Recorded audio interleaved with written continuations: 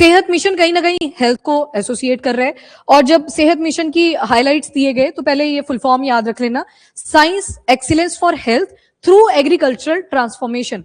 Fertiliser का use होना शुरू हुआ और उसके बाद क्या हुआ, ऐसी बीमारियां आई बॉडी के अंदर जिनका आज पता ही नहीं लगता है कि किस रीजन की वजह से आई होंगी, ऐसी ऐसी कुछ प्रॉब्लम्स आई। तो वही है सेहत, science excellence for health through agriculture transformation.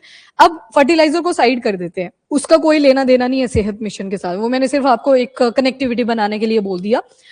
अब ध्यान रखना, एग्रीकल्चरल ट्रांसफॉर्मेशन, मान लीजिए किसी पॉपुलेशन के अंदर आयरन की कमी है, किसी में मैग्नीशियम की कमी है, किसी में जिंक की कमी है, किसी में कॉपर की कमी है, थोड़ी थोड़ी क्वांटिटी में हर माइक्रो न्यूट्रिएंट आपको चाहिए होता है। तो उसके लिए एक प्रोसेस आई, बताना, जब आप क्रॉप के अंदर मॉडिफिकेशन ऐड कर देते हो, कोई वाइटामिन नहीं, थोड़ा सा और आगे जाओ, जब जेनेटिक मॉडिफिकेशन की बात करते हैं वो इंडिया में भी अलाउड नहीं है, आपने सुन ही रखा है, ये अलाउड नहीं है इंडिया में।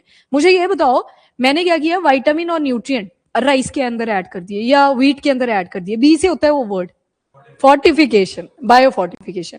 इन्हीं प्रोसेसेस के ऊपर सेहत मिशन के अंदर फोकस किया है। किसी भी पॉपुलेशन में, किसी भी सेक्शन एरिया में आप देखते हो कि यहाँ पे विटामिन की कमी रहती है, आप बायो फोर्टिफिकेशन का यूज करो, मतलब वो न्यूट्रिएंट एक क्रॉप के अंदर डाल दो जो उनके लिए स्टेबल डाइट है, मतलब खा ही रहे हैं तो वहां पे बायो फोर्टिफिकेशन कर दी जाए। जैसे आयरन डाल दिया गया था राइस के अंदर और वो दे दिया ट्राइबल पॉपुलेशन में, पर ट्राइबल में ऑलरेडी आयरन की क्वांटिटी ज्यादा थी, तो देखा गया उनको बायो फोर्टिफाइड राइस दिए, उनके अंदर जो आयरन का लेवल था वो बढ़ गया, वो ओवर जो प्रेजेंस होती है ना आयरन की वो होगी, उनको जाके बाहर निकालना पड़ा वो आयरन। कैसे निकालते हैं, तो उसके लिए कोएगुलेंट्स का यूज करते हैं। तो बोला गया कि हमेशा पॉपुलेशन को रिसर्च करके कि किस चीज की कमी है वहां पे ये बायो फोर्टिफिकेशन करनी है। सबको वो वाली राइस की जरूरत नहीं थी, तो आपने ट्राइबल को दे दी, पर उनके लिए वो नेगेटिव हेल्थ कॉन्सिक्वेंसेस आए, पर जहां पे कमी रहती है वहां पे ये प्रोसेसेस यूज करी जाए और ये वाली आइटम्स उनको प्रोवाइड करी जाए। तो ये किस किसने लॉन्च करा, तो यहाँ पे एक तो आ गया Indian council of agriculture research आईकार, और दूसरा आ गया ICMR, Indian council of medical research. अब देखो, एक तरफ एग्रीकल्चर में आपको रिसर्च करनी है, पर ह्यूमन बॉडी के ऊपर क्या क्या इंपैक्ट पड़ेंगे, तो आपका आईसीएमआर भी इसमें इन्वॉल्व है। एंड मिनिस्ट्री कौन कौन सी इन्वॉल्व है, तो health and family welfare plus ministry of agriculture and farmer welfare, दोनों लगी है ना पता, हेल्थ और फैमिली क्यों इंक्लूड हुई और एग्रीकल्चर और फार्मर वेलफेयर क्यों इंक्लूड हुआ। एंड इनका मेन फोकस क्या है, हेल्दी फूड, हेल्दी फार्म और हेल्दी इंडिया। अगर फूड हेल्दी होगा तो हेल्दी फार्म की वजह से, और इसी वजह से हमारा जो इंडिया है वो पूरा हेल्दी बन सकता है। तो यही सेहत मिशन है, एग्रीकल्चर को लिंक करना है न्यूट्रिशन के साथ, प्रिवेंटिव हेल्थ केयर के साथ, नॉन कम्युनिकेबल डिजीज को भी कंट्रोल करना है, फार्मर का वेलबींग, वन हेल्थ अप्रोच, इसी को हमने अडॉप्ट करने की यहाँ पे बात करी। नाउ 5 प्रायोरिटी एरियाज है। नंबर 1, सुनो, ये जो मिशन होते हैं इनके ऊपर कई बार मेंस एक ही टॉपिक के ऊपर भी सवाल पूछ लेते हैं, तो जब एक ही टॉपिक के ऊपर, जैसे मैंने वो बोला था नेशनल क्वांटम मिशन वाला टॉपिक, ये 24 में हमने पढ़ा था जब अनाउंसमेंट इसकी करी गई थी, तो पंजाब के मेंस के पेपर में पूरा आ गया नेशनल क्वांटम मिशन, गवर्नमेंट ने क्या एफर्ट डाले, सीधा ही सवाल आ गया। तो ये सेहत मिशन भी वैसे आपने याद रखना है। तो इसमें पहला आता है बायो फोर्टिफाइड और न्यूट्रिएंट रिच क्रॉप। इसमें न्यूट्रिएंट डेवलप करने हैं क्रॉप वैरायटीज के अंदर, ताकि मैल नरिशमेंट की जो कमी प्रॉब्लम इमर्ज कर रही है उसको कम किया जा सके। Number 2, integrated farming system, dietary diversity को प्रमोट करना है, फार्मर की इनकम भी इससे प्रमोट होगी, ऑब्वियस सी बात है, जो वो ग्रोथ करेंगे तो आपके पास कुछ ना कुछ आउटकम निकल के आएगी, इनकम भी आपकी इंप्रूव होगी।